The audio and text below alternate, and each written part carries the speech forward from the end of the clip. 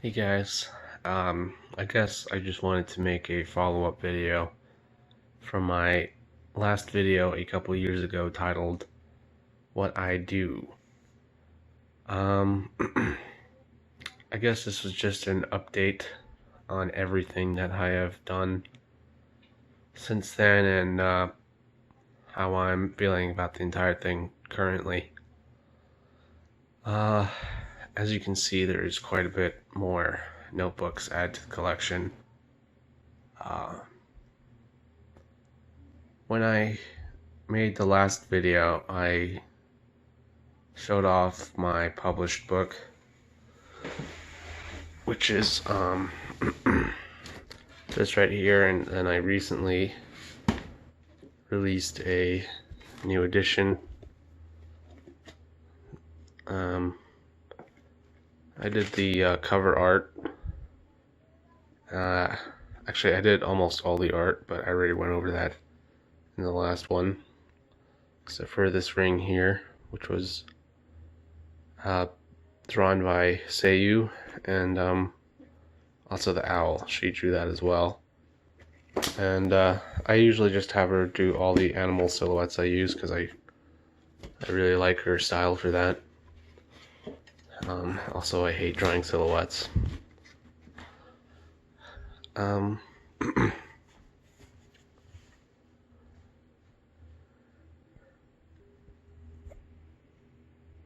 on the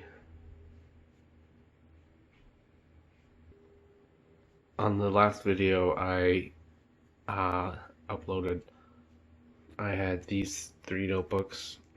These 2 cover the story of Yarwell, which is basically I guess you can call it like a prologue maybe to Princess Juliana. It basically kind of sets the groundwork for the story to come.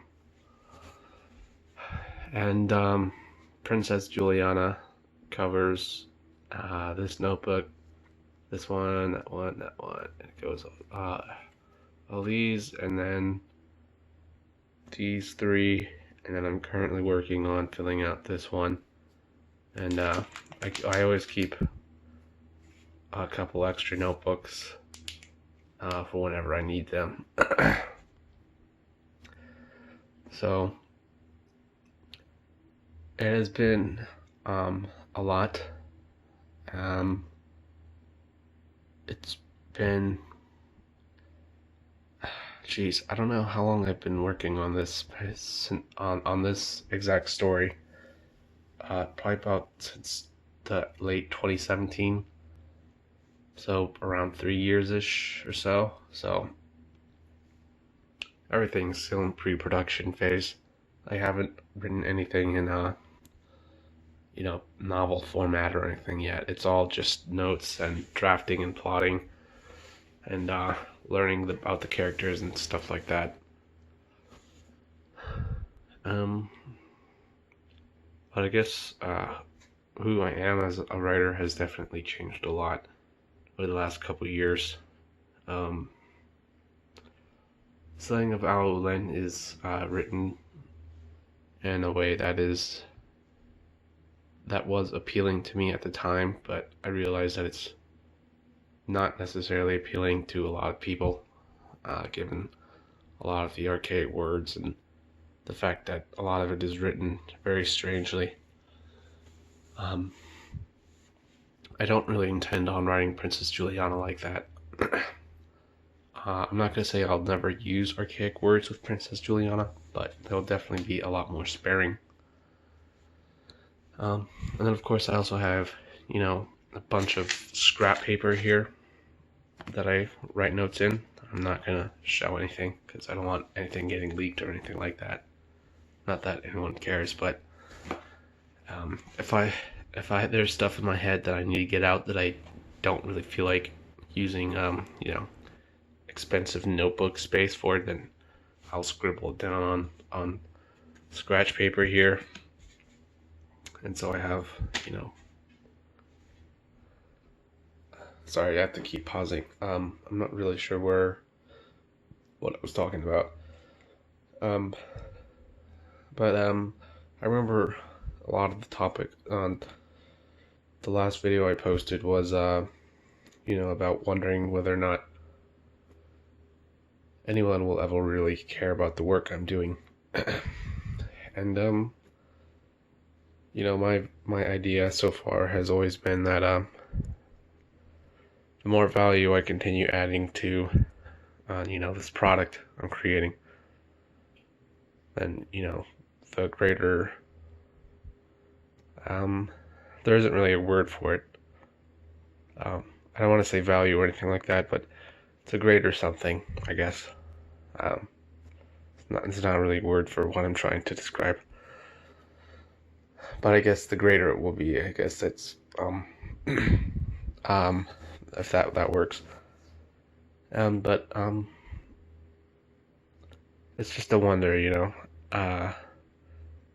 since my last video, I started taking drawing seriously, and I illustrated.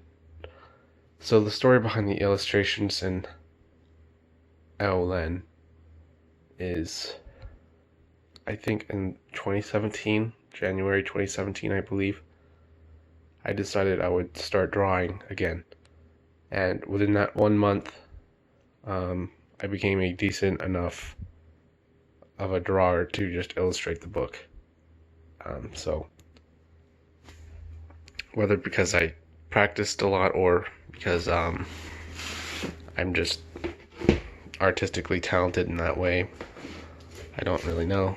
So as you can see, this camera is so freaking terrible. This right here is the first drawing I drew since I got out of high school in 2017, and I graduated in 2014, so it was 3 years. So as you can tell, I obviously I didn't say I drew a lot when I was a kid, but I guess I always kind of had a natural artistic ability. So I drew in here, and I drew everything by hand at first because these are Cats with Lightsabers characters. I drew everything by hand because working with a tablet was way too difficult for me. So it wasn't until 2018 when I started trying to draw with a tablet seriously. I attempted it before in 2017, and I didn't get far. I think I did like one painting, and I started another, and that was it.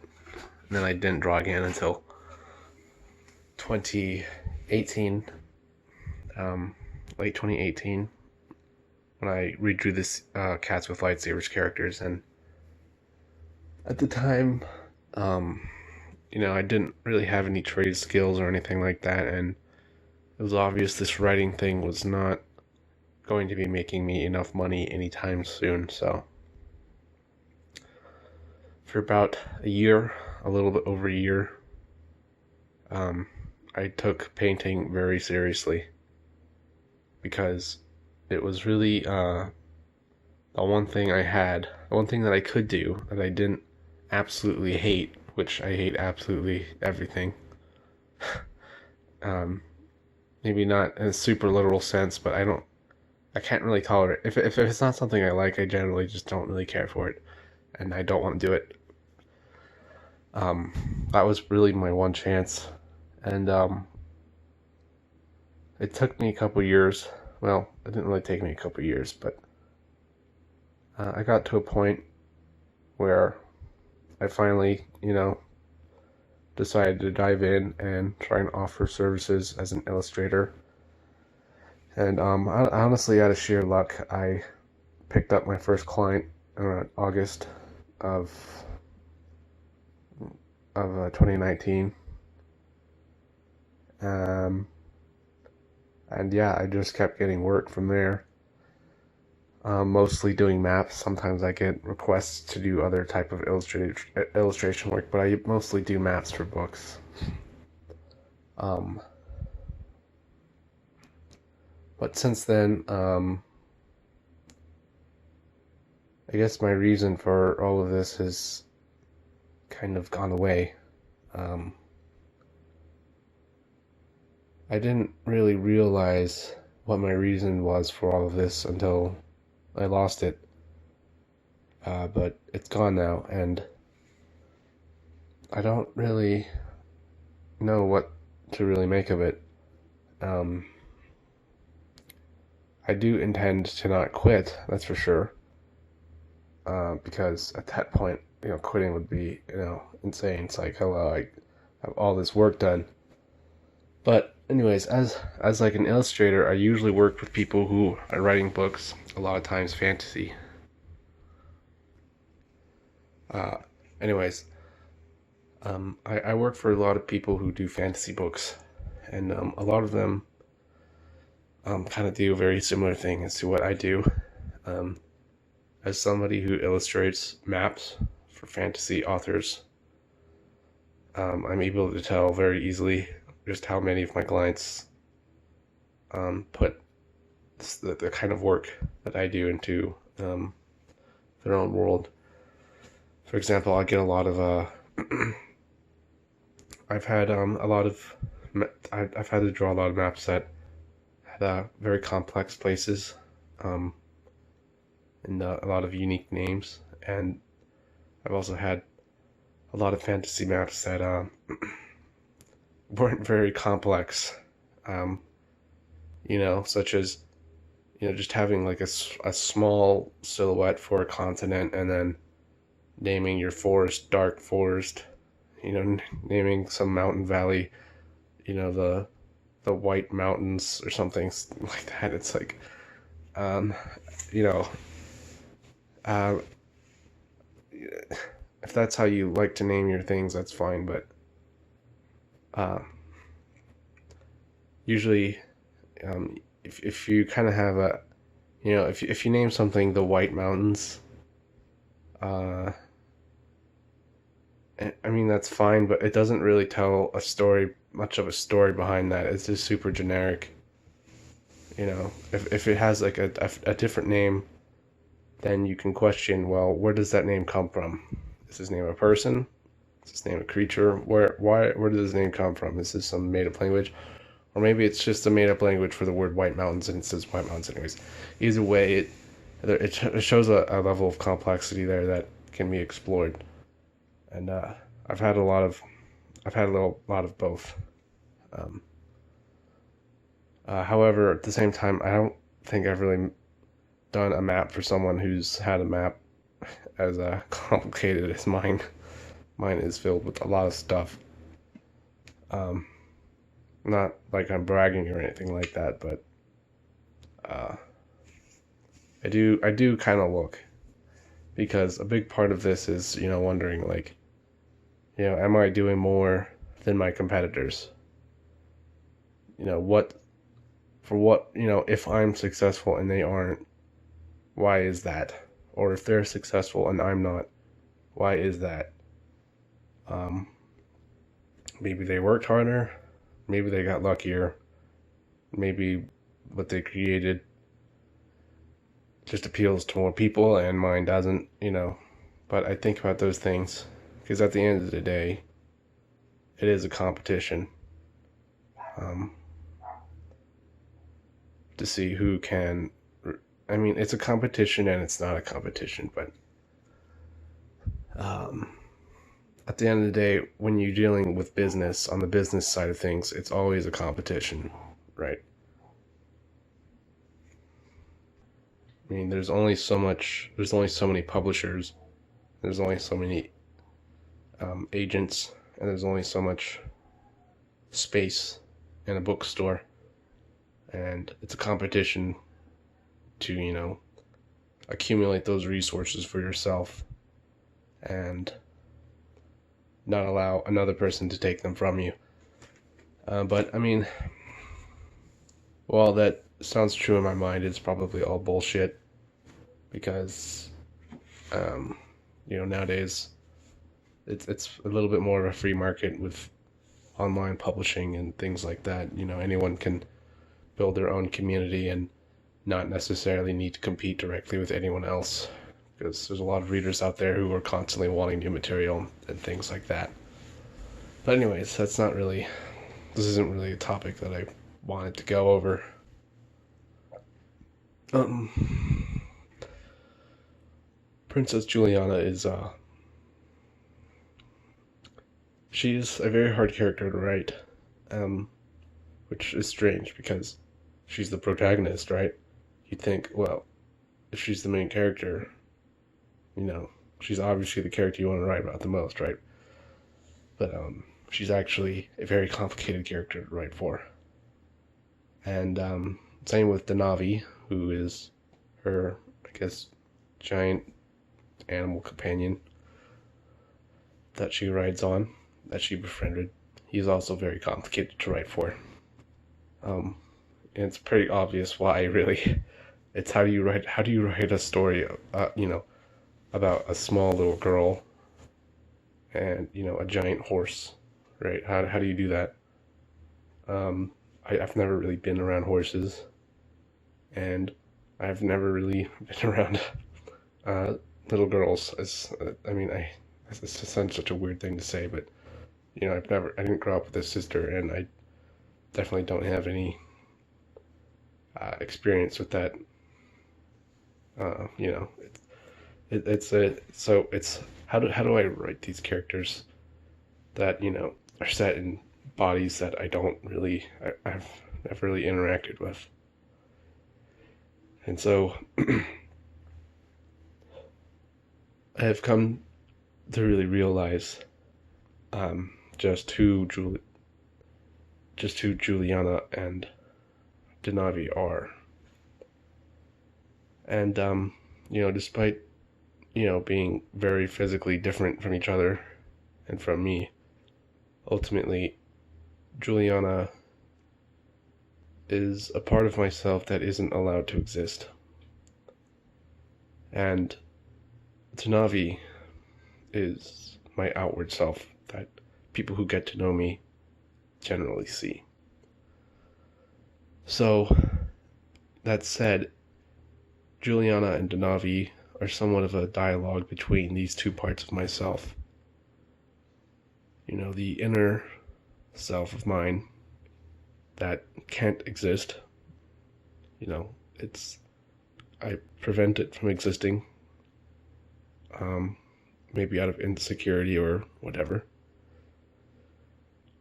And Denavi is my outward self because it might come to a surprise to some people,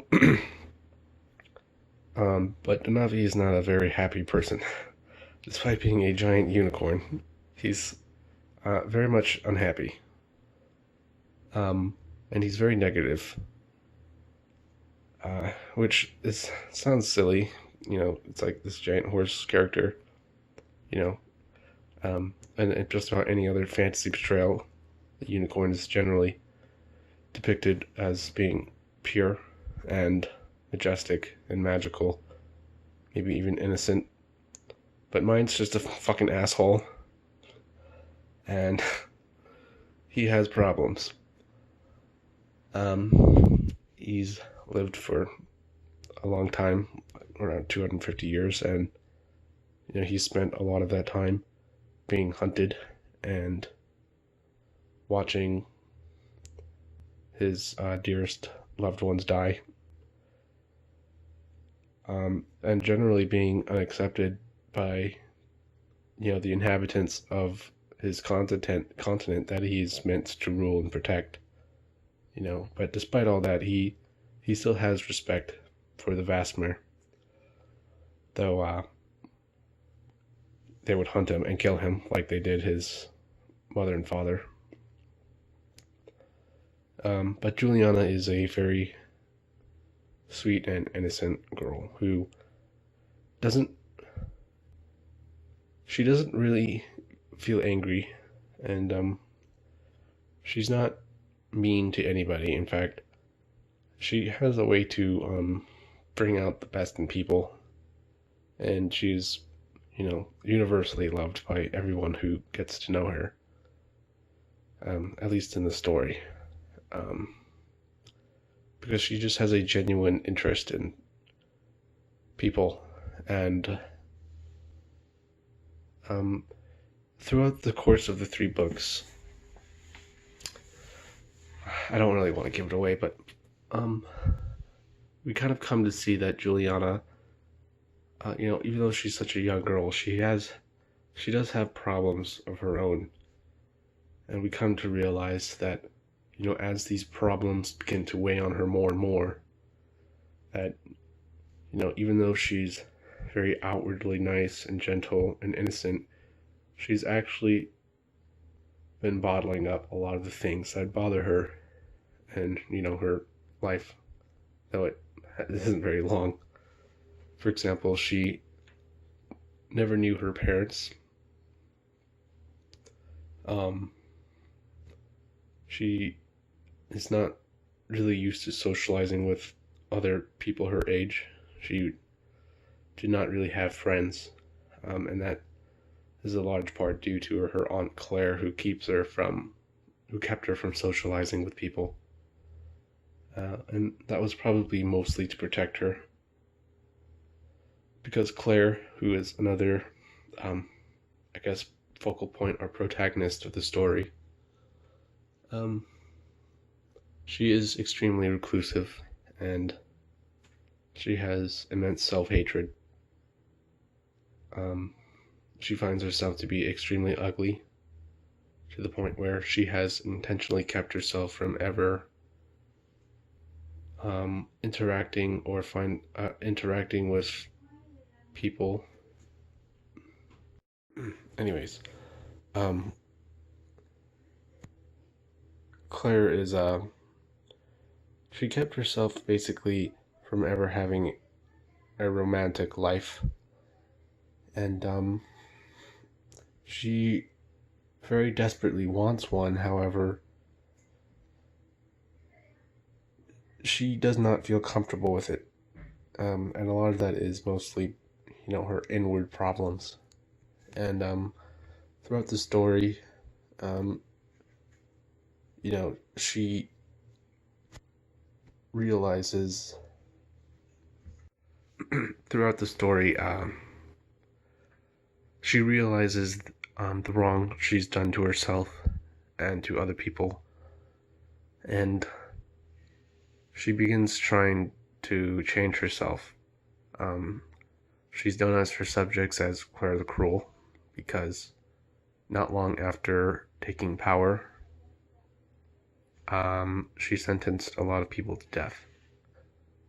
A lot of it was not necessary, and a lot of it was mostly out of the intention to break away from due process. Just lazy. If someone's a problem to her, her immediate reaction is to immediately get rid of them, and that's kind of how she rules as well. If there's a thief, a criminal, screw him. Just kill him and move on.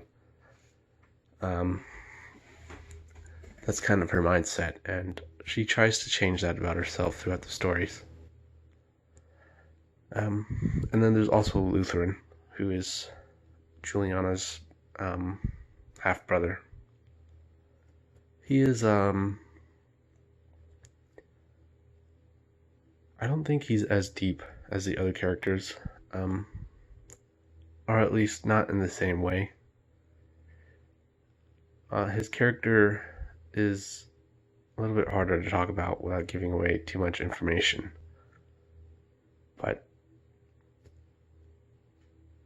he kind of just gets screwed over constantly, and it slowly starts to weather him down, and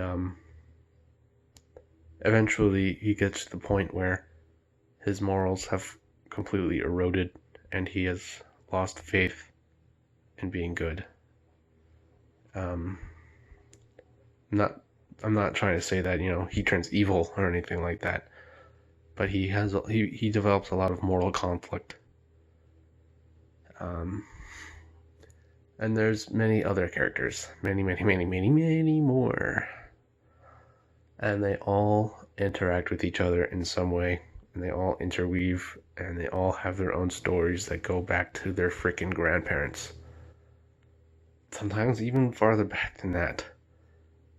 And everything is it's basically like a three-dimensional web, right? And it all has to work together. And on top of it all, it has to make sense and be a good story. So you can see why it's not necessarily easy. It's not easy creating a three-dimensional web of a story in notebooks that are very linear, right? You can only turn a page two directions. But there are software nowadays that are designed for world builders to make things easier. And I might use those when I begin actually writing the book, but right now I'm happy with just my notebooks. I think there's a certain freedom with writing by hand that you really don't get when you're typing on a computer. When you're using your hands and you see a blank page, there's something there to it. Whereas on a screen, it's just not the same. The letters on a screen aren't your letters. It's a font that someone else created. But if it's your hand, then it's directly physically connected to you, as opposed to just mentally. And that holds a certain weight to it.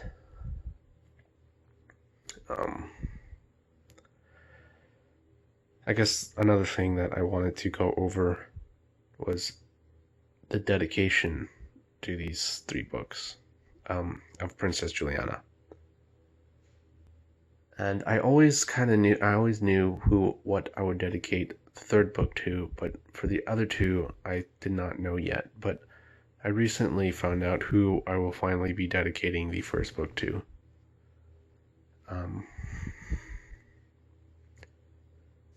It's dedicated to someone who is no longer in my life. However, I realize now that this entire effort was essentially for this person. I don't really care about myself enough to really care about seeing success anymore. Success, from what I understand, is a pleasantry that comes with its own difficulties, and it's certainly not an end-all, be-all to the problems in your life. Any person I've heard talk about their success, they're usually met with problems immediately afterwards. Life keeps going. Just because you conquered what it is you set out to do doesn't mean fucking credits flash and it's happily ever after. That's not realistic. What is realistic is you're not dead yet and there's still shit to do. And if you have problems, you'll still have those problems. At least in the internal sense. And so it makes me wonder, I guess I I would say it's a fear, because I don't really know how else I would describe it. Although it doesn't scare me. But I wonder, if, I reached the pinnacle of success with this, published 3 books, hit the top bestseller lists, win awards, fame, money, movie deals, all the good things that can happen to an author. And after all of that, what if I'm still not happy? At the end of the day, if my work has impacted people for the better, then that will give me a certain sense of satisfaction, because after all, that is what I am after. Trying to create something that will entertain people and give them a story they will remember and to cherish, to share. to love, to want to have artwork of,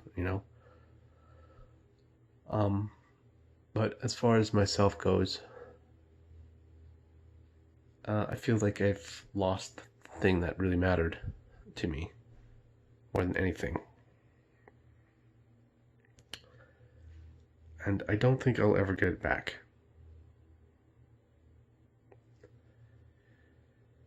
So I'm just left wondering, who am I doing this for?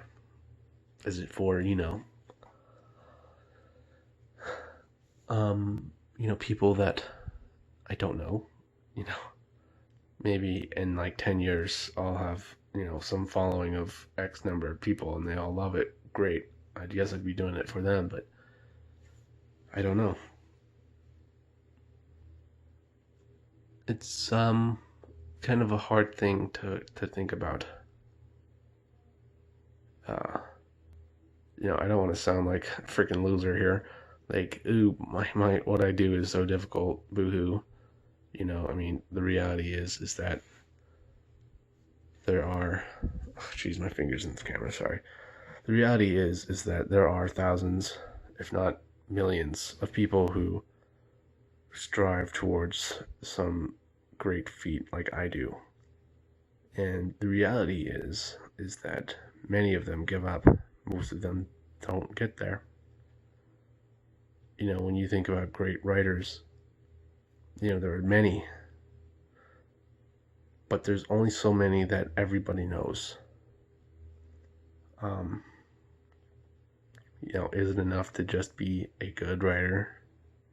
Or is it that, you want to be the one that everybody knows? Of course, I'm talking about, the big three that come to my mind are, of course, J.K. Rowling, Tolkien, and George R.R. Martin. Those are probably the big three when it comes to fantasy writing. If you're into fantasy, you've heard of them. There's no way you haven't. Not a chance, okay? Because their reach, encompasses the globe. Of course, obviously not everybody knows about them. That's silly to think that, but at least in the modern world, in the contemporary first world, you probably know about them. So it's a wonder where it will take me, but it's certainly taking longer than I ever expected to when I first started. But I guess that was mostly out of impatience. One thing doing this has taught me is that, a tree, it takes 20 years for a tree to grow, right? You plant a tree, it will take a long time for that tree to be strong, and to bear fruit, and to give shade. I guess another saying is Rome wasn't built in a day, right? And so, whatever it is that you do, I think you should expect it to take at least 10 years. And I haven't been doing this for 10 years. I think I've been doing this for like maybe 7 now ish. Probably maybe almost 7. I don't know. I stopped after 5 years. I stopped counting. But obviously, there's a long ways to go, and other writers out there take 20 years, and I am not even halfway to that. So we'll see where things are going. Anyways, if you listen to this whole thing, thanks. I appreciate it. If you're interested in buying my book, The Slaying of Amyrlin, you can read it on, you can buy it on Amazon, or you can go to my website, bmrwilliams.com, and find a link there to buy it. I also have the first 2 chapters narrated by Gary Middleton. You can listen to those for free. However, there's no full audiobook yet because it'd be too expensive to produce that, and there's no way I'll be recouping my money. But anyways, thanks for listening to my update. And maybe I'll make another one of these in a couple of years. I certainly didn't expect to make a second one, but here I am. All right, thank you.